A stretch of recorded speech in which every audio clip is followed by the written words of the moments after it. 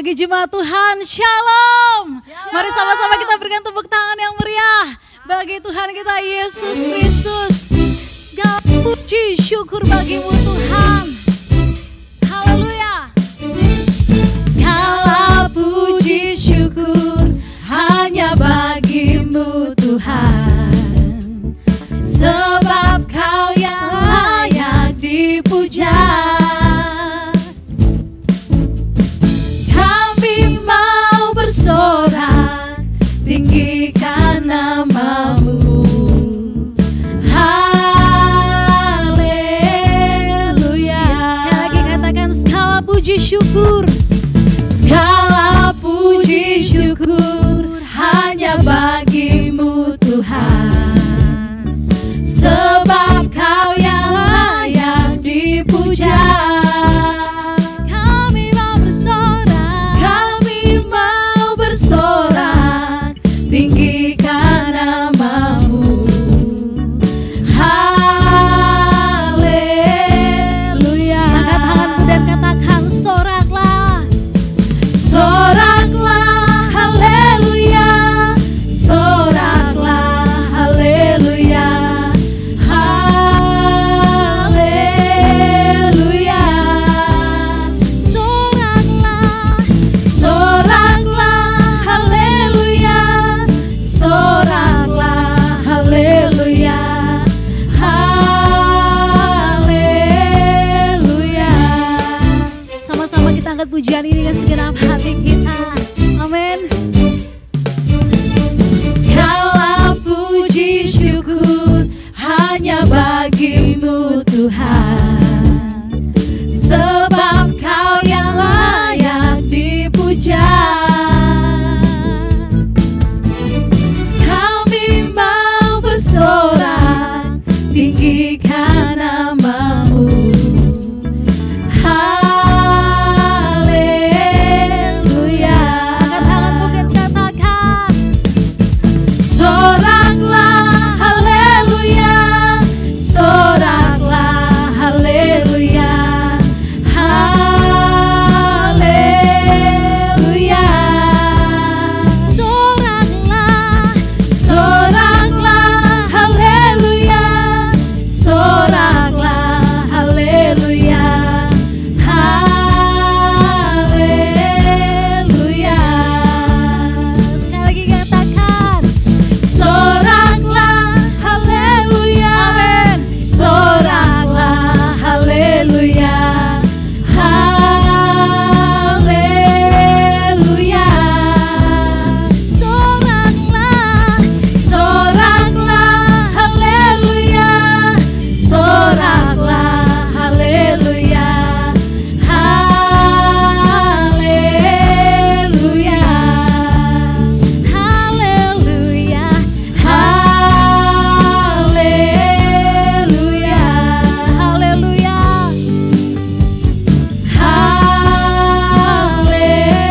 Haleluya. Amin. Segala pujian hanya bagimu Yesus. Terima kasih. Kami masih terus memuji Engkau Tuhan. Amin. Hati kami percaya padamu Tuhan kami Yesus Kristus. Haleluya.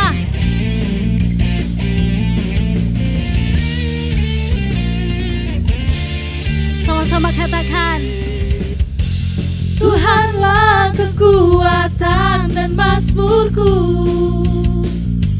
Dia gunung batu dan keselamatanku. Hanya padamu, hanya padamu hatiku percaya. Kaulah menara dan kota perlindungan.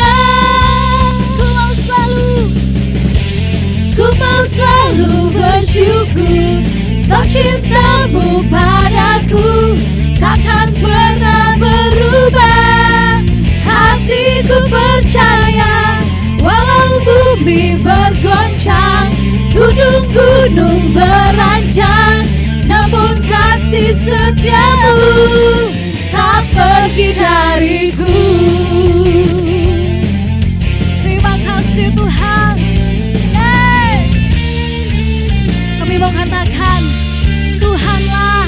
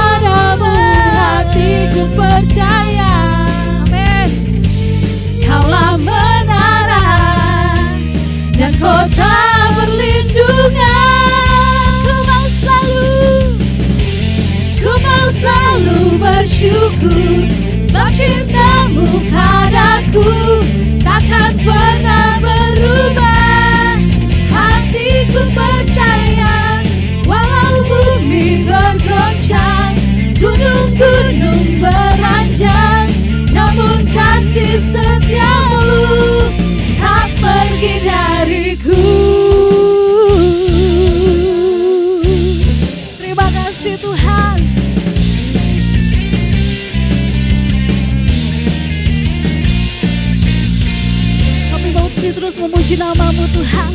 Haleluya.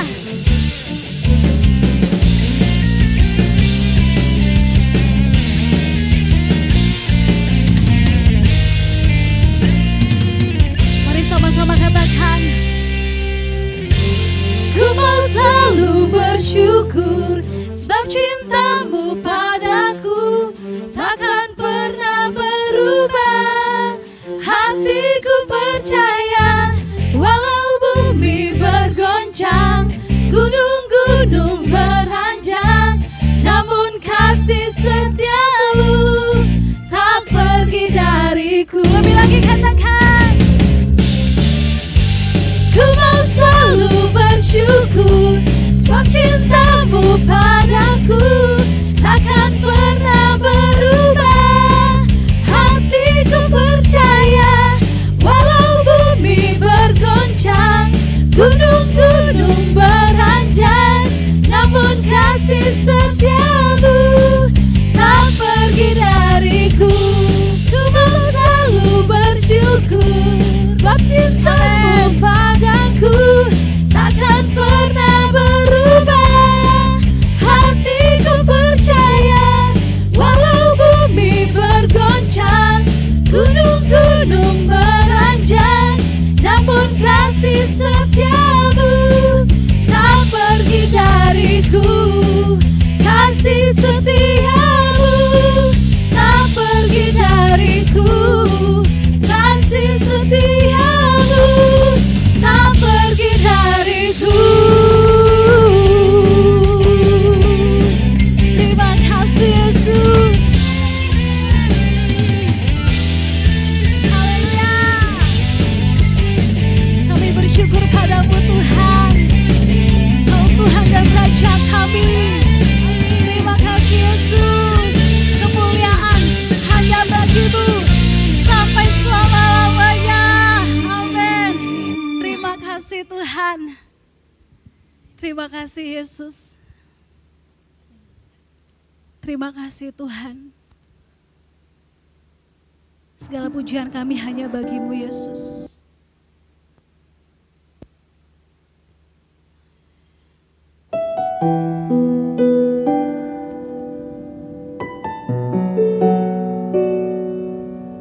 Kami membawa hati kami Tuhan.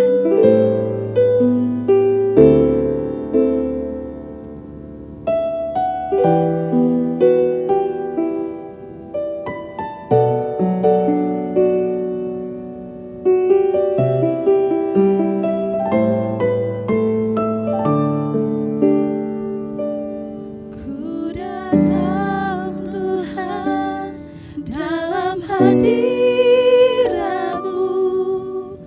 berhiaskan kekudusan. Seluruh surga sujud menyembah-Mu. Ku tersungkur dan berseru, ku datang Tuhan dalam hadirat-Mu, berhiaskan kekudusan.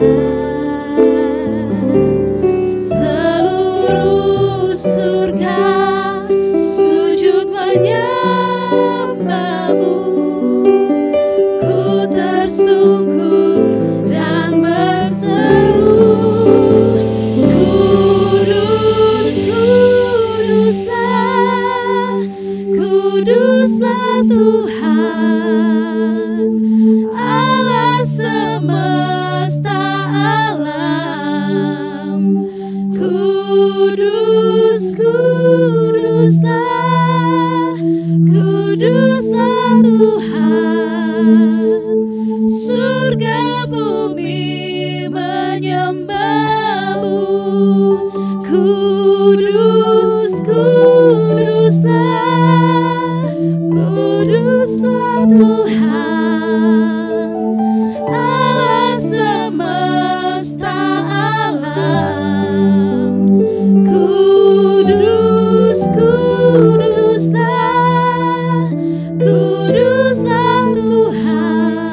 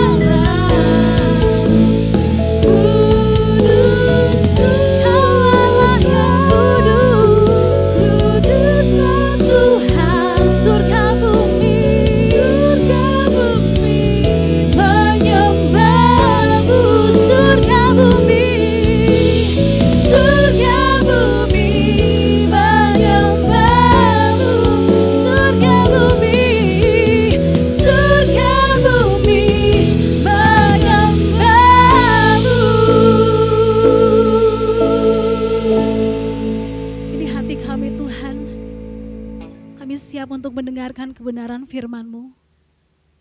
Berkaryalah ya Roh Kudus, hanya di dalam nama Tuhan kami Yesus Kristus, Tuhan dan Juru Selamat kami. Haleluya, amin.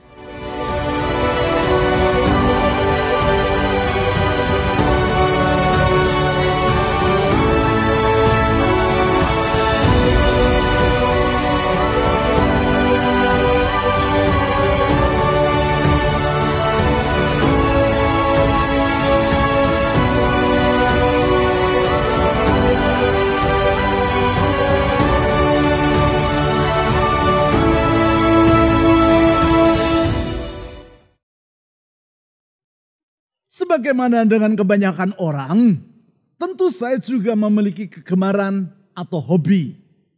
Berbagai hobi yang berkembang dan berubah sesuai dengan perubahan usia. Salah satu hobi saya ketika masih muda, maksud saya sekarang juga masih muda, tetapi ketika itu sedikit lebih muda dari sekarang, yaitu di masa saya masih duduk di bangku kuliah, saya suka mendaki gunung. Bagi saya mendaki gunung bukan sekadar kegiatan fisik, namun berbagai pelajaran penting bagi kehidupan ini dapat saya petik dari kegiatan tersebut. Salah satunya yaitu saya dapati bahwa tantangan terbesar dalam kehidupan bukanlah berada di luar diri kita, namun justru di dalam diri kita sendiri. Untuk menaklukkan sebuah gunung, yaitu dengan mencapai puncaknya, yang harus kita taklukkan bukan sekadar terjalnya tebing gunung yang harus kita daki. Atau lebatnya hutan yang harus kita lewati. Atau sukarnya medan perjalanan yang harus kita tempuh.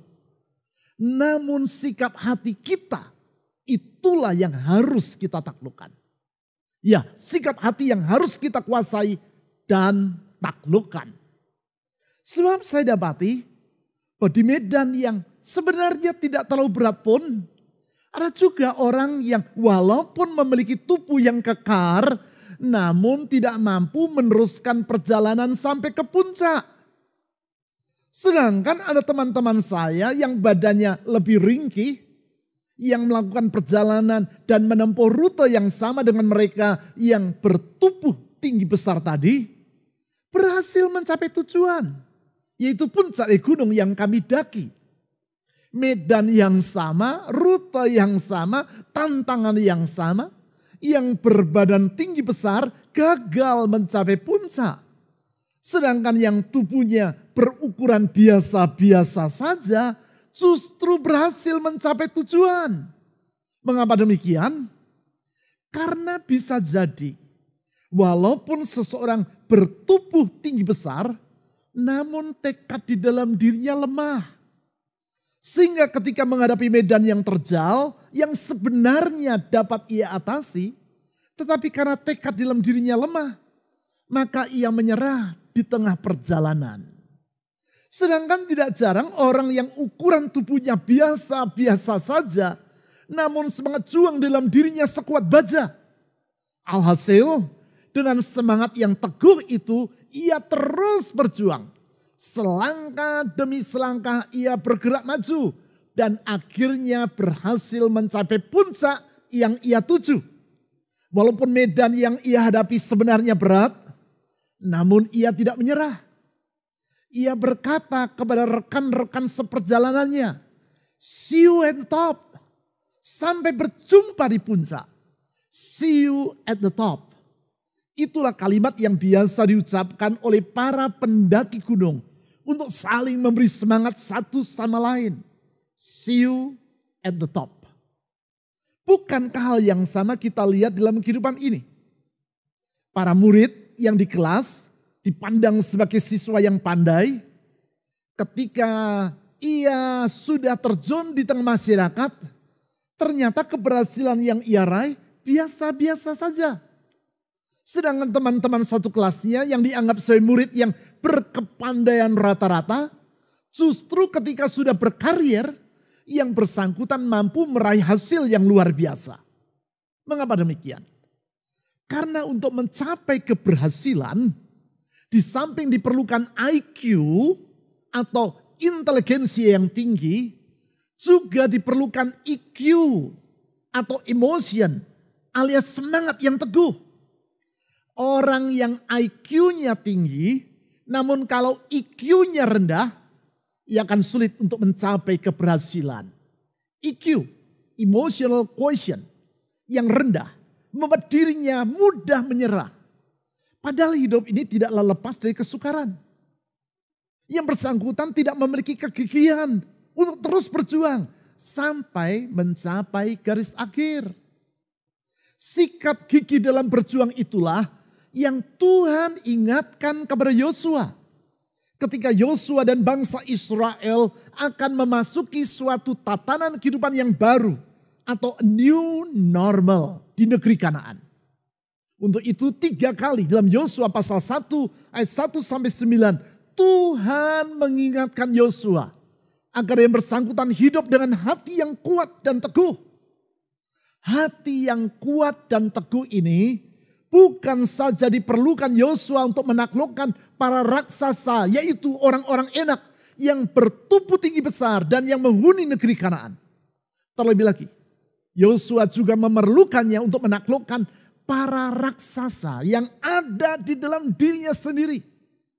Hanya kalau ia berhasil menaklukkan para raksasa di dalam dirinya itu, barulah para raksasa yang di luar sana akan dengan mudah ia kalahkan. Memang di dalam era perubahan, era yang lazim disebut sebagai new normal ini, ada berbagai tantangan, atau raksasa yang ada di dalam diri kita yang perlu kita taklukkan. Para raksasa yang perlu kita taklukkan agar kita dapat menyelesaikan perjalanan hidup sampai akhir dengan gemilang atau go the distance. Menyelesaikan pertandingan sampai akhir. Para raksasa dalam diri kita yang perlu kita atasi dengan pertolongan Tuhan agar kita dapat menjalani kehidupan kita sampai akhir dalam kemenangan atau go the distance. Menyelesaikan pertandingan sampai tuntas. Para raksasa dalam pola pikir kita yang wajib kita kalahkan agar kita dapat melewati masa new normal ini di dalam keberhasilan atau go the distance. Menyelesaikan perlombaan sampai garis akhir dalam keberhasilan. Apakah para raksasa dalam diri kita yang harus kita taklukkan itu? Hal tersebut dijawab oleh Rasul Paulus di dalam suratnya kepada jemaat di Korintus. Yaitu 1 Korintus pasal 9 ayat 24 sampai 27. Di situ Paulus menjelaskan bahwa kehidupan kita bagaikan orang yang berada di dalam suatu perlombaan. Perlombaan yang harus diselesaikan sampai akhir dengan tuntas atau go the distance. Sebab hanya dengan demikian barulah kita akan dapat menjadi seorang pemenang. Untuk mengetahui apakah para raksasa yang ada dalam diri kita dan yang perlu kita taklukkan tersebut, serta bagaimana kita dapat mengalahkannya, saya ajak Anda membaca apa yang dituliskan oleh Rasul Paulus dalam 1 Korintus pasal 9 ayat 24 sampai 27 tadi. 1 Korintus pasal 9 ayat 24 sampai 27. Paulus menulis seperti demikian. Tidak tahukah kamu bahwa dalam gelanggang pertandingan semua peserta turut berlari. Tetapi bahwa hanya satu orang saja yang mendapat hadiah. Karena itu larilah begitu rupa sehingga kamu memperolehnya. Ayat 25. Tiap-tiap orang yang turut mengambil bagian dalam pertandingan menguasai dirinya dalam segala hal. Mereka berbuat demikian untuk memperoleh suatu mahkota yang fana. Tetapi kita untuk memperoleh suatu mahkota yang abadi. Sebab itu aku tidak berlari tanpa tujuan. Dan aku bukan petinju yang sembarangan saja memukul. Tetapi aku melatih tubuhku dan menguasainya seluruhnya. Supaya sesudah memberitakan Injil kepada orang lain, jangan aku sendiri ditolak.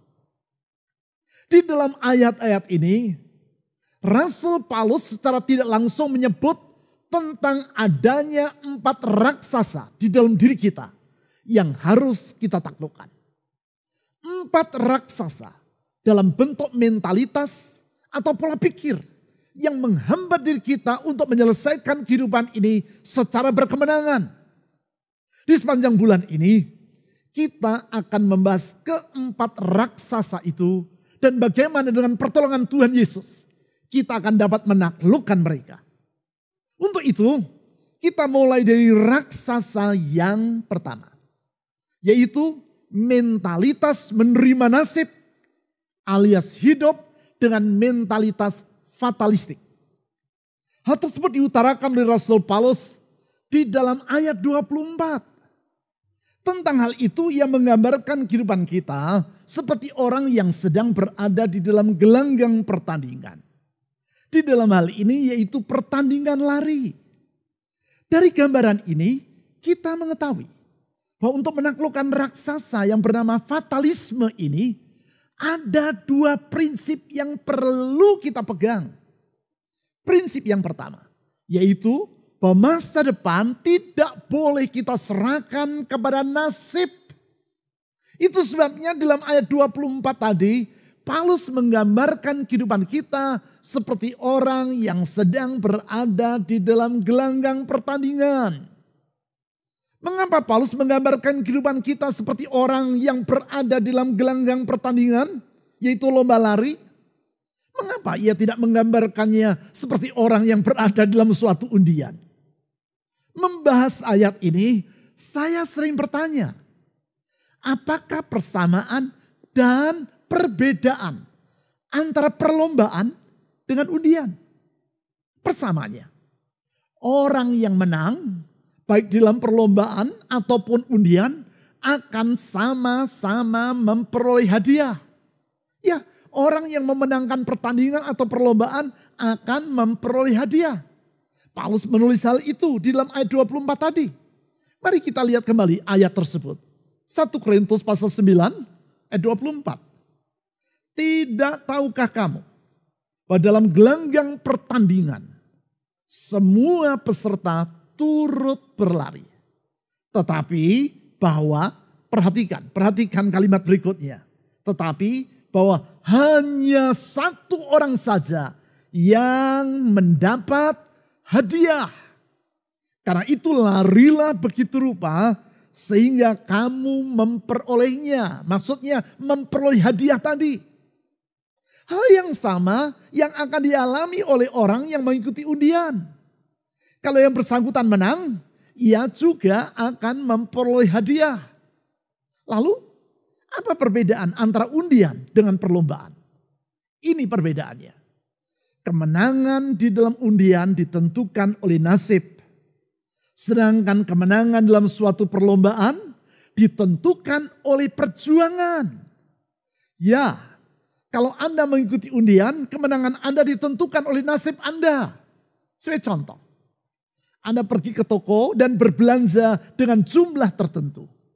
Ada kalanya toko-toko tertentu memberi Anda kupon hadiah.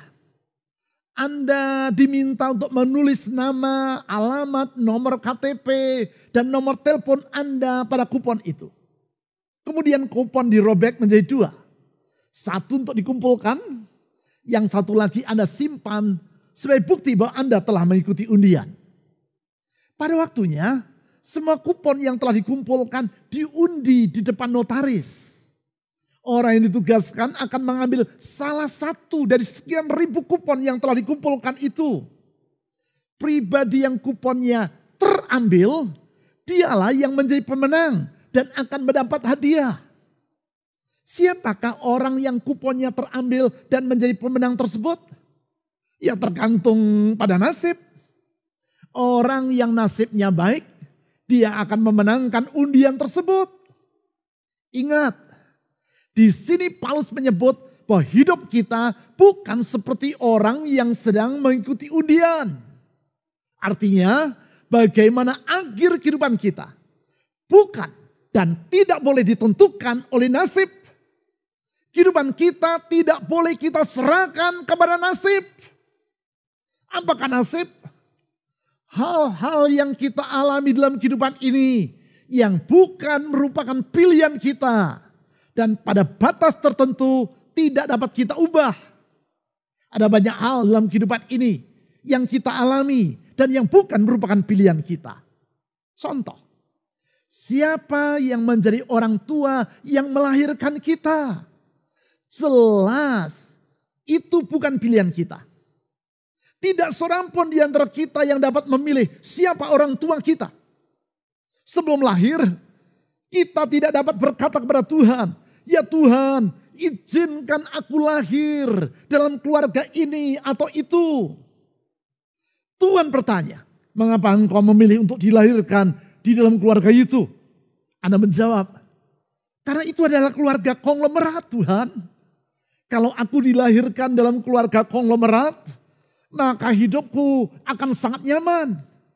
Lalu Tuhan menjawab, baiklah kalau begitu.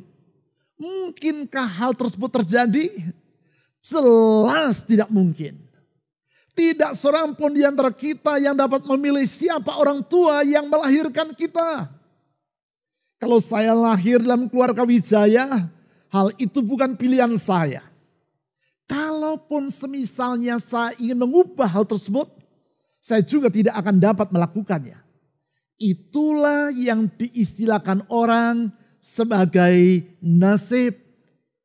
Jadi, mengapa Anda lahir dalam keluarga yang melahirkan Anda? Ya itulah karena nasib. Masih banyak lagi hal seperti itu. Seperti misalnya jenis gender Anda. Apakah Anda dilahirkan sebagai laki-laki atau perempuan? Itu bukan pilihan Anda. Warna kulit Anda. Apakah Anda dilahirkan sebagai orang Asia yang berkulit sawo matang atau kuning? Atau dilahirkan sebagai orang Eropa yang berkulit putih? Atau dilahirkan sebagai orang Afrika yang berkulit hitam? Semua itu bukan pilihan Anda. Alias hal itu karena nasib Anda.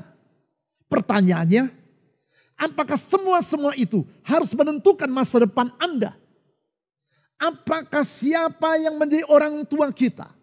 Apakah jenis gender kita? Apakah warna kulit kita? Dan masih banyak hal lain yang disebut sebagai nasib itu harus menentukan masa depan kita. Mengingat apa yang dituliskan Rasul Paulus dalam 1 Korintus 9 ayat 24 tadi. Yaitu bahwa hidup ini bagaikan orang yang berada di dalam gelanggang pertandingan. Dan bukan seperti orang yang mengikuti undian.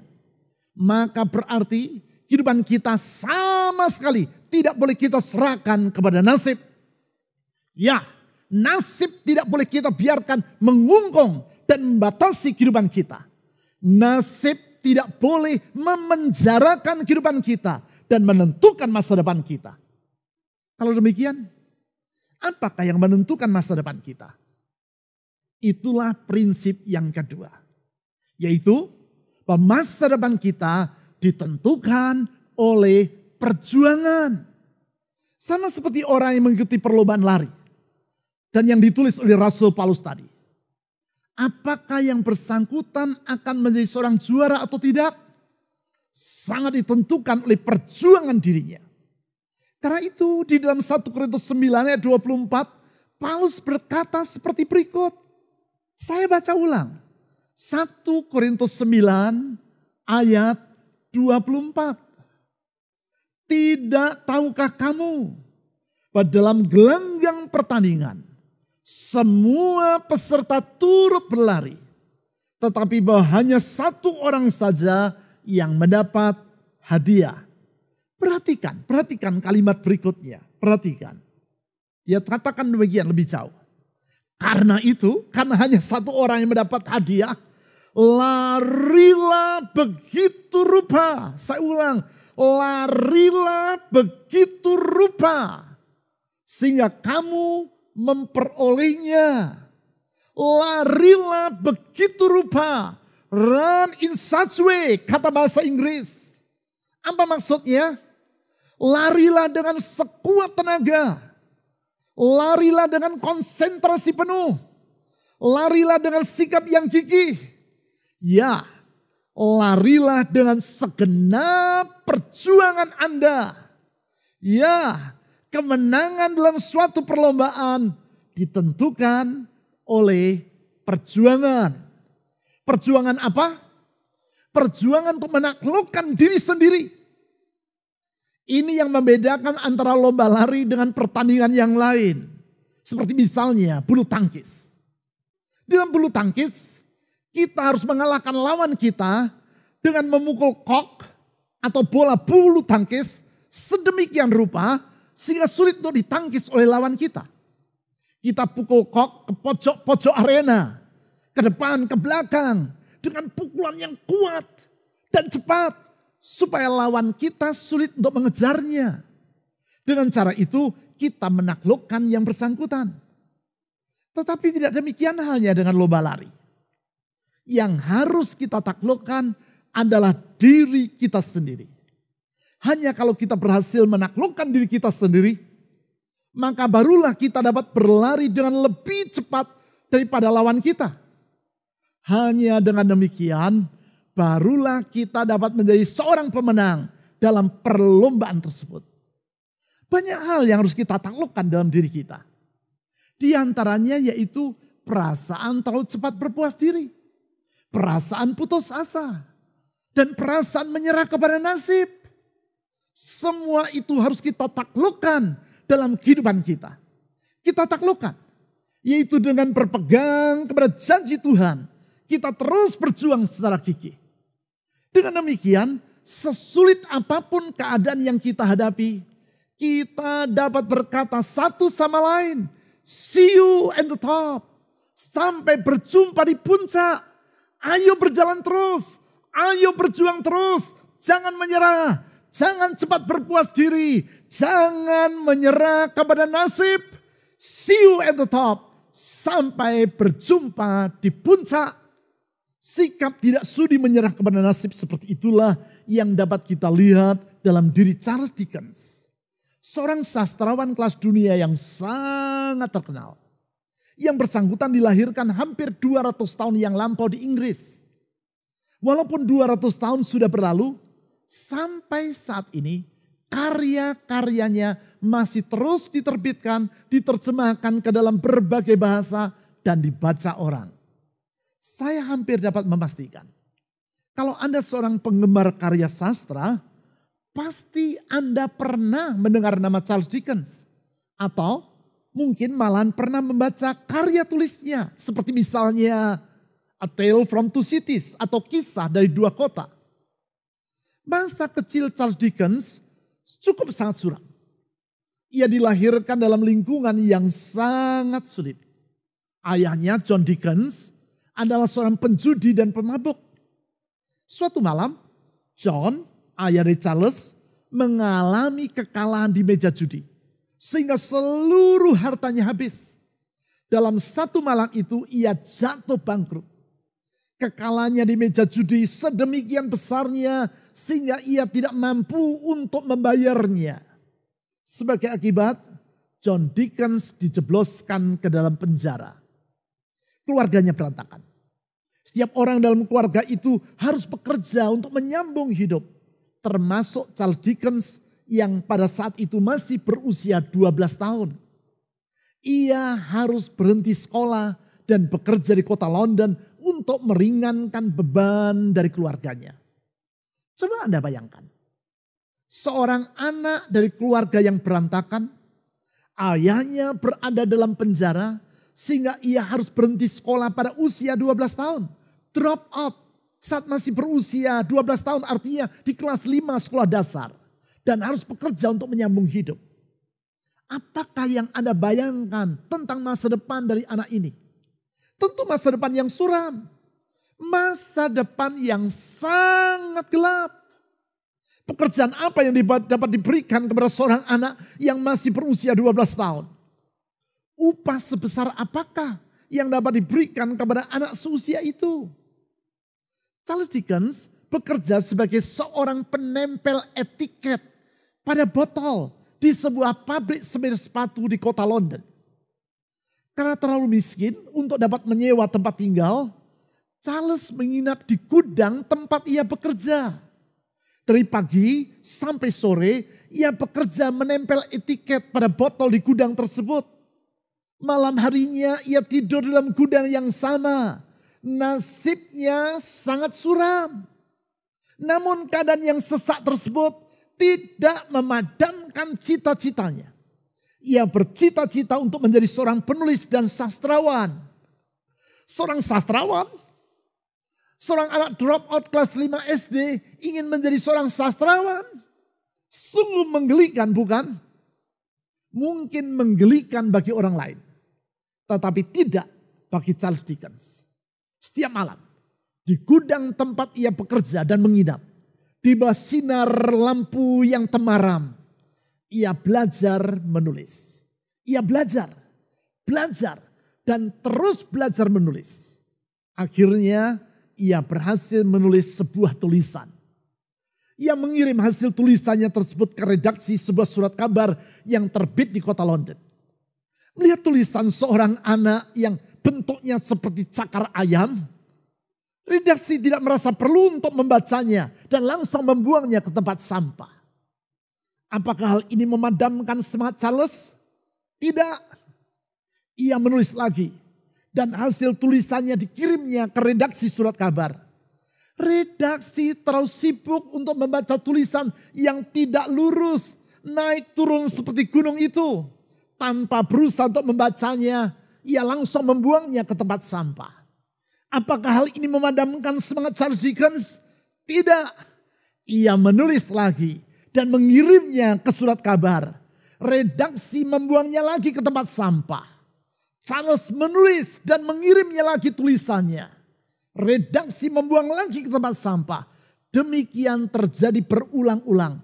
Sampai redaksi surat kabar merasa kewalahan terhadap semangat pantang menyerah dalam diri Charles Dickens. Akhirnya ia membaca tulisan Charles Dickens dan memuatnya di surat kabarnya. Bukan pada halaman depan, melainkan pada halaman paling dalam, terselip di antara iklan-iklan. Hari itu, sepanjang malam, Charles Dickens tidak dapat tidur. Ia tidak dapat melepaskan surat kabar yang memuat hasil tulisannya itu dari tangannya. Sepanjang malam ia membaca ulang hasil tulisannya yang untuk pertama kalinya dimuat di surat kabar.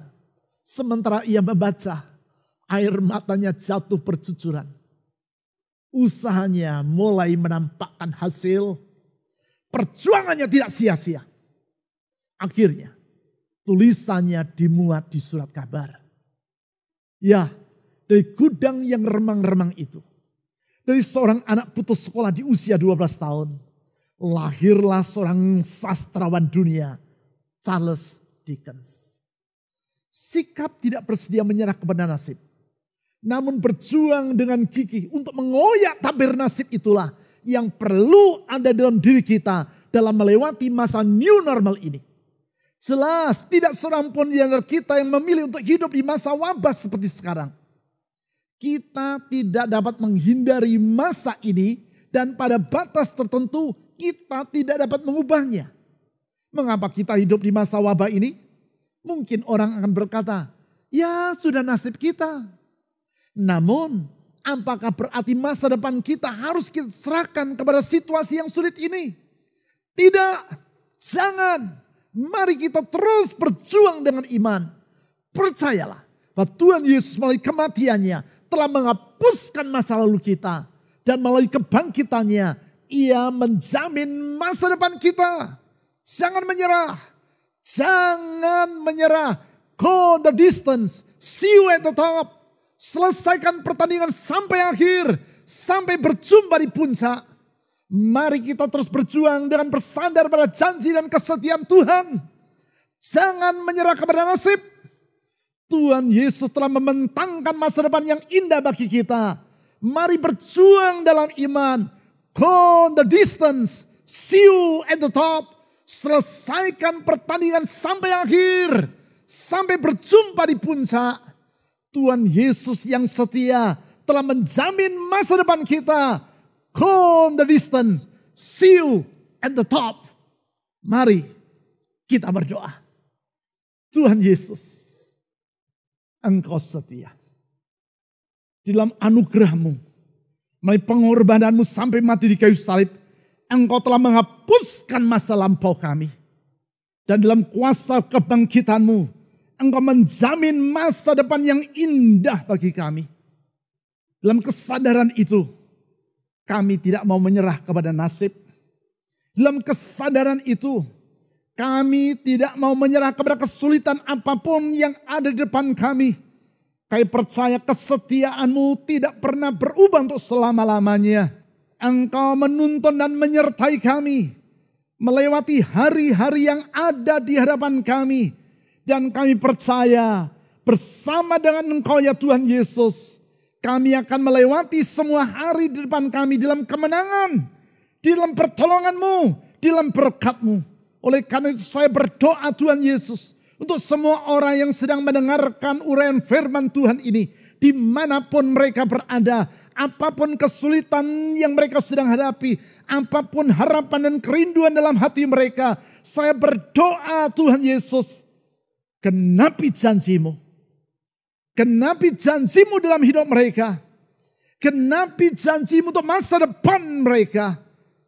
Tuhan Yesus, saya menyerahkan kehidupan mereka masing-masing dalam tangan-Mu. Ulurkan tangan-Mu yang meneduhkan badai. Tangan-Mu yang membangkitkan orang yang lumpuh.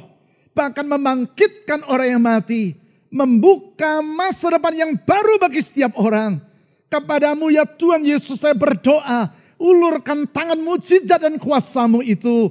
Dan di dalam nama di atas segala nama, nama Yesus Kristus Tuhan, Juru Selamat yang hidup, kami telah berdoa. Amin.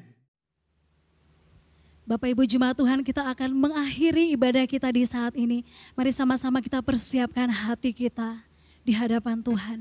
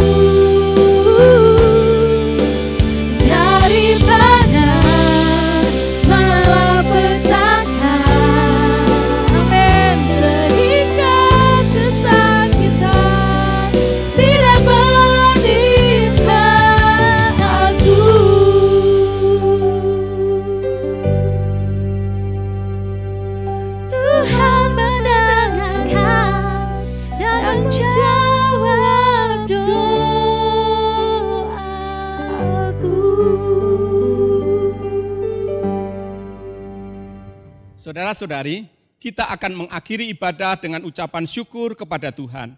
Mari kita berdoa.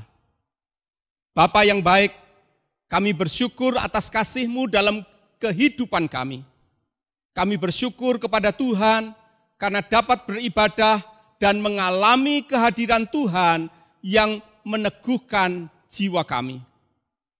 Terima kasih untuk firman-Mu yang menguatkan kami, yang meyakinkan kami bahwa Tuhan menjamin masa depan kami. Kami yang dalam kesulitan mendapatkan jalan keluar. Kami yang dalam keadaan susah mendapatkan penghiburan. Kami yang berbeban berat mendapatkan kelegaan. kami yang sakit mendapatkan mujizat kesembuhan dari Tuhan. Kami mengakhiri ibadah dengan ucapan syukur kepada Tuhan, karena Engkau Allah yang Maha Kasih, berkenan untuk menuntun jalan kami, sehingga kami tidak akan pernah tersesat. Engkau Allah yang Maha Kuasa, berkenan membuka jalan bagi kami, sehingga kami mengalami mujizat oleh karena kemurahan Tuhan. Dengan keyakinan akan kasih Tuhan, saya berdoa, kiranya berkat dari Bapa di surga, kasih dari Tuhan Yesus Kristus, dan kuasa Roh Kudus dinyatakan dalam kehidupan setiap jemaat. Di dalam nama Tuhan Yesus, kami berdoa dan bersyukur. Amin.